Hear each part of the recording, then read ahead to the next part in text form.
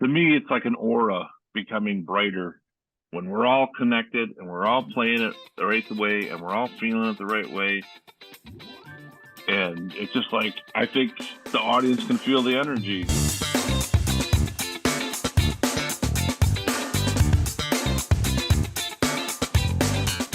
Hey everybody, Mike Jeffers, ChicagoJazz.com and BluesInChicago.com, and we have a brand new Around Town. And today I am very happy to be talking with Nick Moss, a friend for a long time here. And I am also happy to say that he has a brand new recording coming out, Get Your Back Into It, coming out July 14th, just before this interview drops, just after this interview drops, I should say. And of course, he's got a release show coming up August 18th at Fitzgerald's out there in Berwyn, 6615 Roosevelt Road. Everybody knows where Berwyn is and Fitzgerald. So congratulations, Nick. And you've also got a special guest on the album that we should make sure we mention right off the top. Dennis Gruenling is on there, the incredible harmonica player from the East Coast. And I know that he is a big friend of yours too for a long time. So let's talk a little bit about this recording. This is a throwback recording to me. I mean, I've heard you play a ton of times, but this is kind of a throwback. It was a lot of fun. Why don't you talk a little bit about putting the concept for the recording together initially? Well, since Dennis and I started playing together back in like 2017, and we put out our first Alligator release that was the High Cost of Low Living, and Dennis and I are huge fans of the old school traditional style blues, Chicago, West Coast jump and swing, Texas, like Louisiana swamp blues from the 50s and 60s. All that stuff is what influenced us since we started playing this stuff. So we've always tried to do that. With Lucky Guy, that was the one that won Album of the Year and Song of the Year. We won Band of the Year for that one. But I think like throughout our time playing together, even with COVID, him being in LA and us being in Chicago, we were always still talking and coming up with concepts for the next recording. And it's always traditional based. We always want to stay true to the form. But we also wanted to dig a little deeper into our influences. So this album is a pretty good mix of Chicago blues, West Coast blues, swamp blues. There's even a little cool 60s jazz, organ jazz kind of stuff in there. There's and then there's even one like cool like 70s, early 80s style Phil Johnson, Jimmy Johnson type blues that we did as a tribute to both brothers. After Jimmy and Syl both passed away, like within a week of each other, and I kind of wanted to give a shout out and nod to what their influences meant to me besides the older traditional stuff too. So there's a little bit of something for everybody on this album. And also my first LP. I'm so excited. I've never had an LP, so check that out. I love the red, man. First of all, hold that cover up. I mean, show everybody that cover. That cover, I will say, matches what the album sounds like. It's such a hip cover, man. And whoever did that was awesome. So I know Alligator did that, and they did a great job with that. Kevin Nemec, he's the I should know this because my wife is a graphic designer. There we go. The graphic designer. My wife's going to slap me too. All right. The graphic designer, he's done all the covers. Kevin's great. Yeah, no, that came out great. And when I took a listen to it, and I told you before we came on, and I looked at that cover, it really matches what you're hearing. Now, the thing that I love about, now you wrote a majority of the tunes. I know Dennis wrote a couple of tunes on there too, but I mean, this is a real throwback sounding recording to me, and when you say it's cut, I mean, for most of it, some of it you can hear, but I mean, some of that, the swing tune, and the way it kicks off, the bait and the snare, that thing comes out, and I'm like, oh man, this is like a jump blues kind of feel. And it was different than what I thought I was going to be listening to. I mean, how did you go about writing all these tunes? I mean, because I'm always fascinated by somebody that, plays and writes and composes and arranges. coming up with concepts and coming up with tunes, and especially you being a guitarist, musician, I mean, you can come up with melodies, you can come up with different ideas, but then coming up with lyrics that match what's happening in the music. Do you just come up with ideas and you jot them down and then put it to different tunes that you've been working on? Or, I mean, what's your process with that? So stylistically speaking, because Dennis, myself, and Rodrigo Mantovani, my bass player, who is also the co-producer of this with us. I mean, between the three of us, there's a vast amount of knowledge and research that we've done since we were young men listening to this music. And in particular, Rodrigo, he's insane with this stuff. Like, he knows all kinds of music, you know, not just blues, but like, he's such a student of, you know, of all kinds of music. So what happens is we think stylistically of one artist or one era. It's like, oh man, I love that sound. I love what this artist did on this record or on this song. And so I maybe listen to like Willie Mabon. I love Willie Mabon. I've always loved his playfulness with songs and stop time kind of stuff and his storytelling. So there's a song on there called "It Shocks Me Out," which is actually a tribute to Rodrigo, my bass player. And I was like, I want to write a song that's reminiscent of a Willie Mabon tune. So I had this idea. That song, "It Shocks Me Out," came from when Rodrigo moved here from Brazil. He first asked me, "Hey man, I want to make sure that my English is correct. So if I ever say anything wrong, can you just let me know that I'm saying it wrong?" And I was like, "Well, sure, man, no problem. You speak pretty good English anyways." Yeah. Every now and then he would say something and I would say, no, that's not how you say it. You say it like this. But there was one phrase that I would never correct, and I never would tell him because I loved it.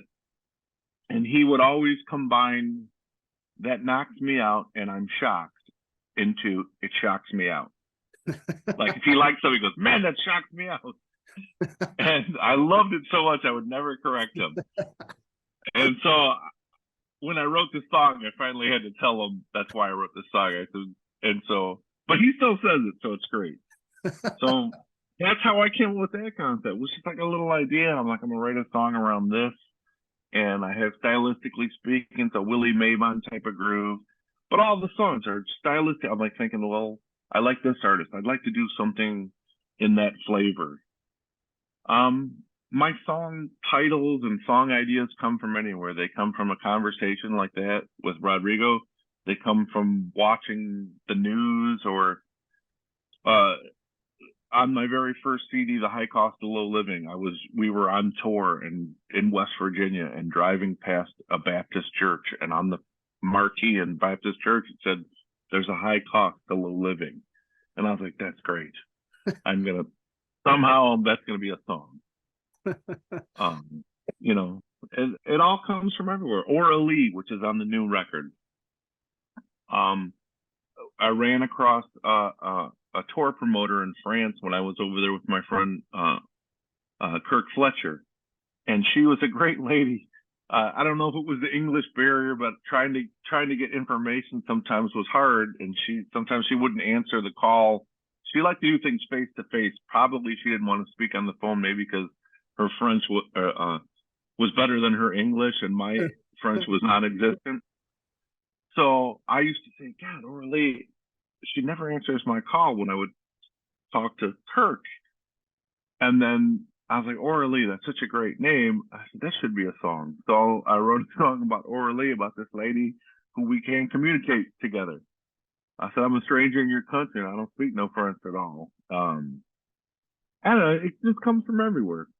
I mean, I love that explanation, because I think a lot of people are fascinated by that. I mean, I know I am, because as a drummer, I cannot write lyrics. I can't. I've tried. It's all mashed up and stuff.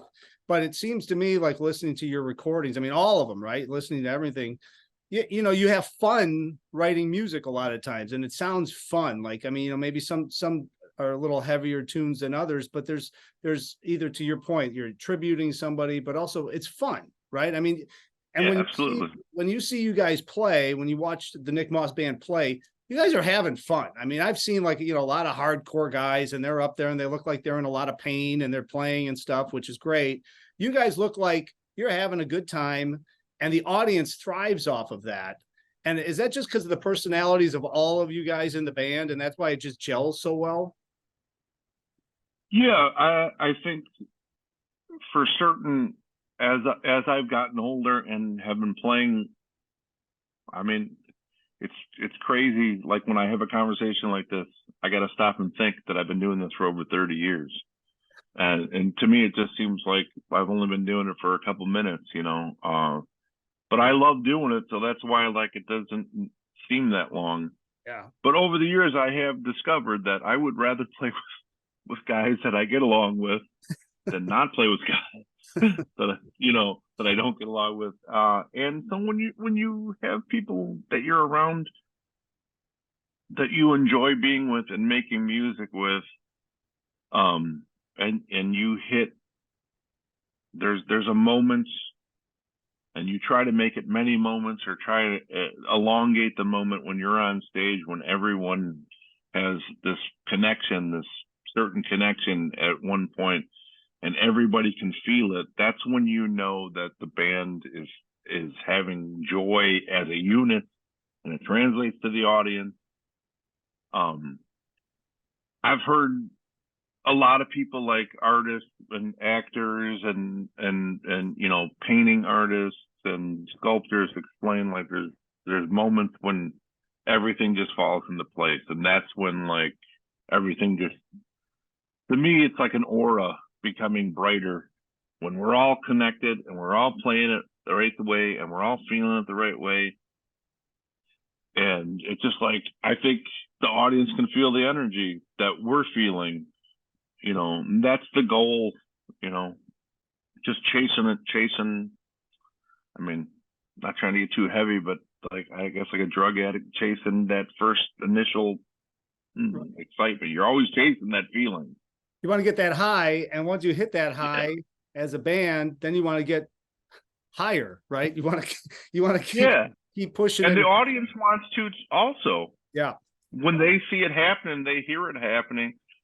Sometimes I feel, and I'm not trying to diminish an audience's perception of things, but I don't know if an audience sometimes understands exactly, musically speaking, what is happening the way we understand that it's happening on stage, but they pick up on our energy of what we're doing.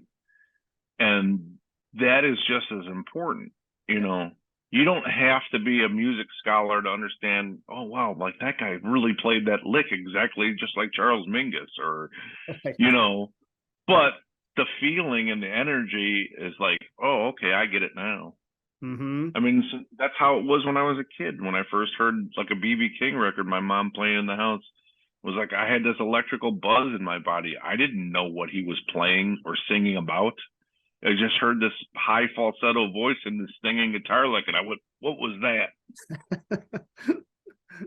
Well, it's the transference of energy from the artist to the audience that is really the key to performing and being able to play your music the way you want to play your music and have your sound and have the audience enjoy it and encourage you to continue on pushing the limits, right? I mean, that's the whole point of everything, I would say. Absolutely. And that's what we try to do every night, Dennis and I. He's like a great foil. Dennis, first of all, he looks like a neon sign, like the brightest neon sign you've ever seen. He dresses like he's in the WWE. I mean, he has this look about him already when he walks on stage. People are like, what's this guy about? Do you want to watch that guy already? And I'm not like that. I'm kind of a little bit more subdued, but I'm a people person, so I like talking and I like engaging and so I don't mind having someone that people are looking at. I can talk to the audience and we crack jokes all the time. And I try to get the audience engaged at my shows and talking to them. And Dennis and I, I think we've learned how to have a pretty symbiotic relationship on stage that way. And it's become way more comfortable and more just like without even thinking about it. We just kind of, I don't know. We all have a great relationship for sure on stage when we play, off the stage too. And yeah, it all goes back to being with the right guys that love the same stuff, and we all get along. Yeah. How did you meet Dennis, like, initially? Because I know he grew up, right? I mean, grew up in New Jersey, out on the East Coast. Now he's in LA. But I mean, how did you end up meeting him initially? Piscataway, New Jersey. I won't say that name. Piscataway. Anyways, when I put out my very first CD in 1998, which was First Offense, Nick Moss and the Flip Top, First Offense. Well before like the internet was a big thing, I got a letter in the mail from this young guy named Dennis Gruenling in New Jersey saying, "Hey, I love your CD. I'm a young harmonica player. I also help do a radio show out here." At that time, he was starting his, Dennis actually was a DJ for a while too, for I didn't know that. 17 years. Yeah, like 17 years. He had his own show out. And I do a show and I play your music. And if you ever come out this way, I'd love to meet you. And it just so happened I was getting ready to book a tour out on the East Coast around a couple festivals that I had gotten booked on. And so he wrote his phone number and I called him and he hooked me up with 3 gigs and he came out to 2 of them and sat in with me. And we've been friends ever since. Yeah. And we would run across each other at shows on the East Coast, some festivals. And then he started playing with Doug Deming, a guy out of Detroit. And they had a good 7-year run. And when he left Doug's band, he was kind of not doing much other than the DJing and putting out some of his own records. And at that time, I was with Mike Ledbetter, was in my band, and Mike had recorded that record with Mike Welsh. And he decided that they wanted to try it and promote that and go out. And so Mike was like, "Hey, man, I think I need to go do this." And I was like, "Okay, I understand, man. You can't keep everybody, everyone's got to find their own path." And so it was like right at that moment, Dennis called me, said, "Hey, man, I got this show up in Grand Rapids, Michigan. We're doing a tribute to William Clark, and I need a band that can back me up on that kind of stuff. And your guys are the only ones I know in the area that could do it. Can you come up and play band?" I was like, "Yeah." And we did this show, and like the whole first set, I kept looking over at Dennis while we were playing. I was like, "Man, I really miss playing with a great harmonica player," because I had come up playing with great harmonica players with Madison Slim, and I had the great opportunity to back up Tim Wilson, and back in the day played with Cotton a little bit and Junior Wells a little bit, and I love that old school stuff. So on the break, I said, "Dennis, Mike Ledbetter's leaving my band soon, and I know that you left Doug Deming's band. You guys do you got any, what do you think about like teaming up and maybe trying to do a couple shows?" And he was all for it.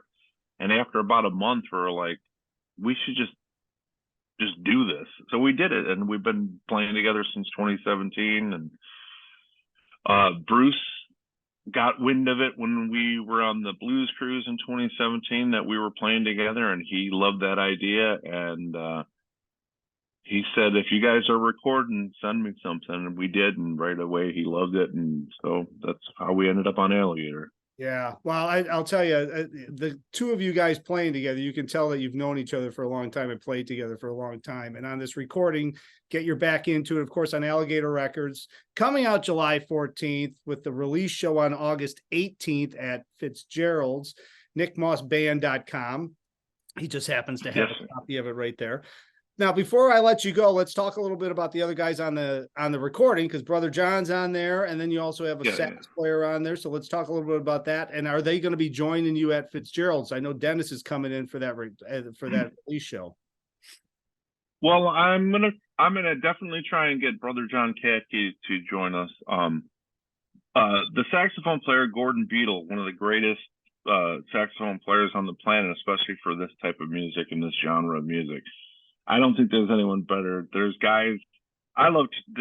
Terry Hank, who's always up for saxophone player award at the Blues Exit Award. Terry's been around forever. Terry's awesome too. I love him. But Sax Gordon, that guy's just one of the best, man. Like he's a honker, still walks the bar like the old guys, and he's a pure joy to watch. He lives in Boston. I'm not sure I'm going to be able to get him to come out for one show. We'll try. I had him out last year, actually, and he played at the Fitzgerald's Blues Festival last year in September with us. But it will be the full band. And as you said, like making a record like this definitely is a team effort, and you have to have the right guys.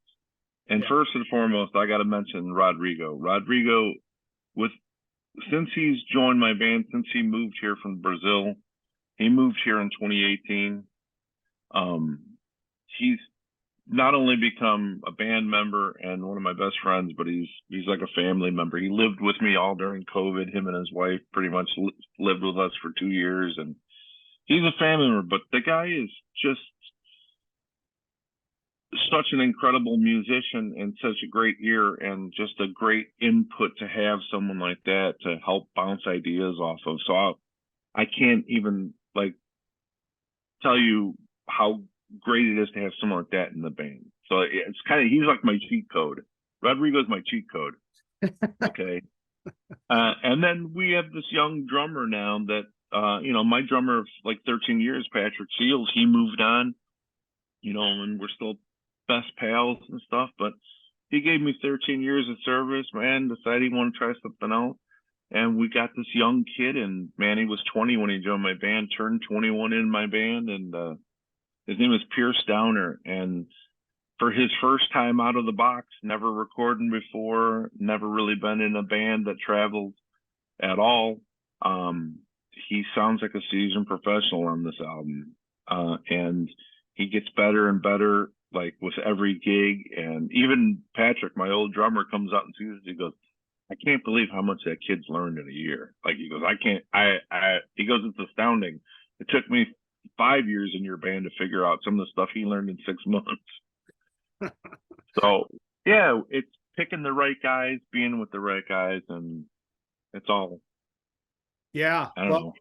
Well, and everybody can pick up the recording, get your back into it, Alligator Records, nickmossband.com. And also everybody should head out August 18th to Fitzgerald's, doors at 8 p.m., show about 9 p.m., I would assume. So fitzgeraldsnightclub.com for all the tickets, but make sure you get tickets because Nick always sells a ton of tickets everywhere he plays, especially in town here. So Nick, we got to wrap it up, man. I could talk to you for like another 5 hours about a whole bunch of other questions I got, but I know we're on a tight time schedule today, but I appreciate you jumping on today. Congratulations on the new recording. And I hope to see you in person sometime very soon.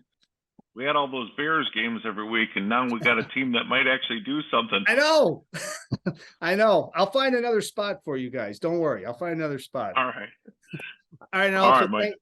Thank you, Nick, and also thanks everybody for watching. As I always say, all the information on blues is at bluesinchicago.com and Chicago Jazz for chicagojazz.com. And until next time, hopefully I will see somebody out on the scene.